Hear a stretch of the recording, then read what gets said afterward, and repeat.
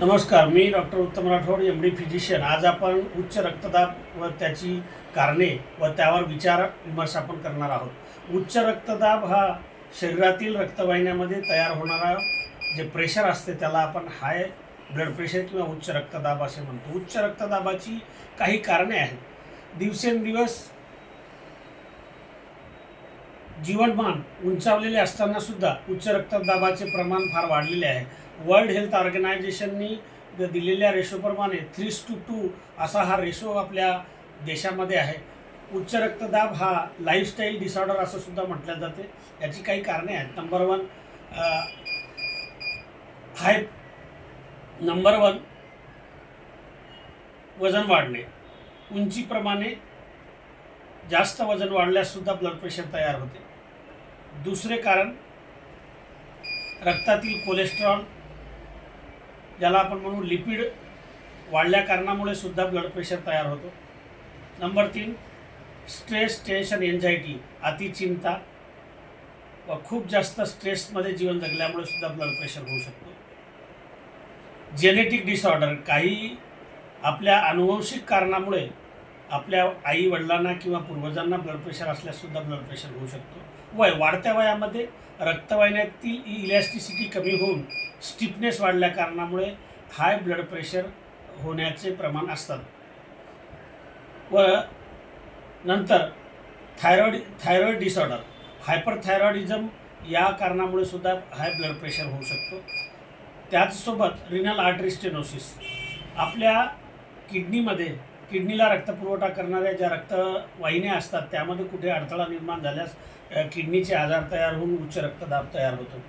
उच्च रक्तदाबाचे काही प्रकार आहेत. Number 1 essential hypertension. Essential hypertension हे या कॅटेगरी मोडते जिथे जेनेटिक प्रॉब्लेम्स असतील. वय हे एक कारण असू शकते व आपल्या पूर्वजांना ब्लड प्रेशरसुद्धा असू शकते या कारणामुळे. दुसऱ्या नंबरचं आहे सेकंडरी हायपरटेन्शन.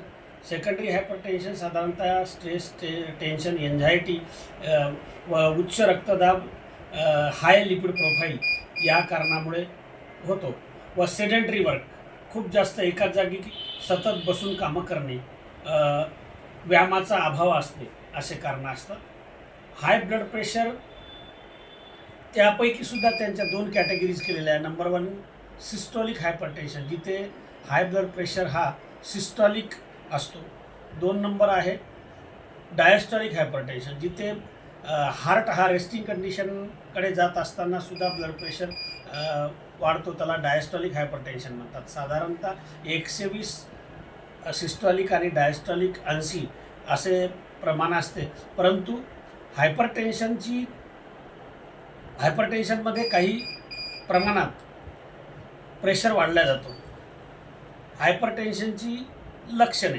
नंबर 1 डोकेदुखी, चक्कर, घबराहट, छातीमध्ये दुखणे, हातापायावर सुजन येणे, हातापायाला गोळे येणे व कधीकधी फेंटिंग, चक्कर येऊन पडणे अशी साधारणतः कारणं आहेत. त्यापैकी वर्ल्ड हेल्थ ऑर्गनायझेशनने जवळपास 27% लोकांना ब्लड प्रेशर, उच्च रक्तदाब आहे हे सुद्धा माहीत होत नाही. म्हणून याला आपण सायलेंट किलर अशी सुद्धा संबोधितो.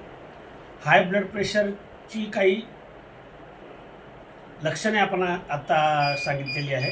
त्यापैकी हाय ब्लड प्रेशरमध्ये उपाययोजना. Number 1 regular exercise.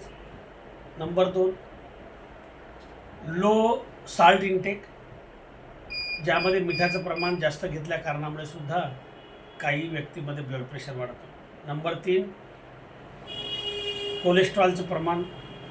हाय कोलेस्ट्रॉल, ट्रायग्लिसराईड हे जे रक्तातील चरबीचे प्रमाण आहे ते नियंत्रणात ठेवणे, ब्लड प्रेशर नियंत्रणात ठेवणे.